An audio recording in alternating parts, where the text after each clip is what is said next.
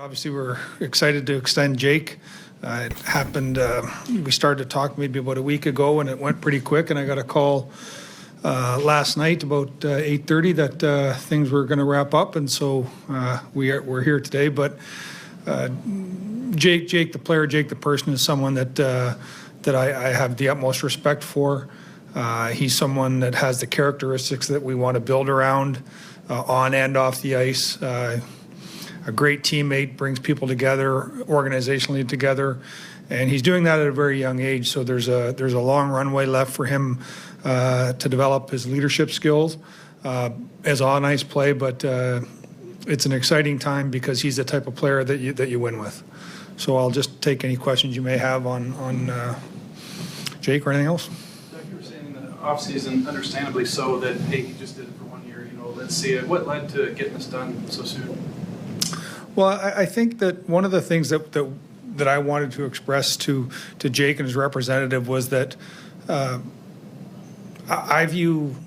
don't view Jake as someone where you look at the stat sheet or at the end of the year and say, okay, he had a good or bad year. He does so many other things that aren't you can't see it. You can't see on a stat sheet. As I talked about, his leadership skills, willing to stick up for his teammates, willing to play in the hard areas, and when you get paid for stats. I'm aware of that, but I said I don't want you to think you have to score goals to have a good season and then not be who you are. And as we talked through that became evident that he understood where I was coming from as representative, and the market was set this summer. There's a few other contracts that were done, and it just seemed like a perfect time. And as I said, I don't think that, if his goal total is not as high or his point total is not as high, it's not going to be change the way that he affects our team. And on a personal note, I just came back from Dallas for a Hall of Fame evening there, and they just did Brendan Morrow, and I heard former Dallas Star great and St. Louis Blue great Brett Hull introduced Morrow, and when he was talking and describing Brendan, I felt like he was talking about Jake Neighbours. It was amazing, all the same words that he used, I think, about Jake. And the one term that he used that I'm going to steal from him from now on, he's a foxhole guy, and you can never have enough of those guys, and he is one of those. And as I said, he's a player that we're going to continue to develop and have him flourish here. But he has some of those traits that you just can't teach.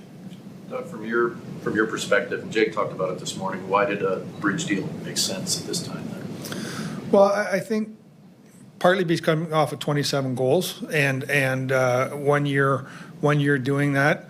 Our history is we've given out. We try and do a bridge deal so everyone's comfortable when you do the long-term deal, that there's enough information on the player that nobody feels that they're weren't getting their dollar value worth, the player or the organization. We did it with two players in Tarasenko and Pietrangelo, and if I'm not mistaken, both players were second-team NHL All-Stars at the end of the third year. So there was enough information on that, where they were going to be and how they were going to be viewed moving forward. But we've had a lot of other great players since then, or players that I have a lot of respect for, whether it's Schwartz or Robert Thomas or Kyrou. Lots of guys have done bridge deals coming out, and I just felt that was the proper way to go with Jake. And again, he's so young, and I would assume Alex will have that call at the end of next year when he wants to talk to him about an extension. But I don't think there's anything that's going to change that's not going to make us want him to be a Blue for a long, long time. And I think that next deal will do that if he wants it. And I don't have a crystal ball that far ahead, but the characteristics aren't going to change.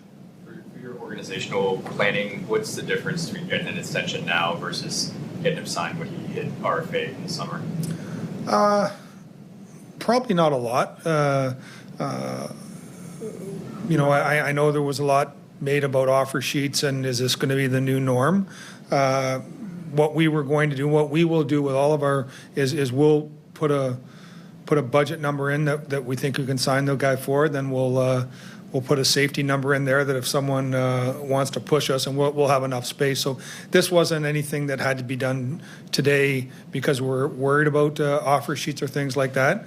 I think that wasn't the realistic. And I go back to what we talked about earlier. I look at how Boston and Detroit handled their summer with very good young players. They left enough space. So I just think getting it done, it's something that he can play with freedom now. The style that he plays, I think it's conducive of physical play, and that comes with it's the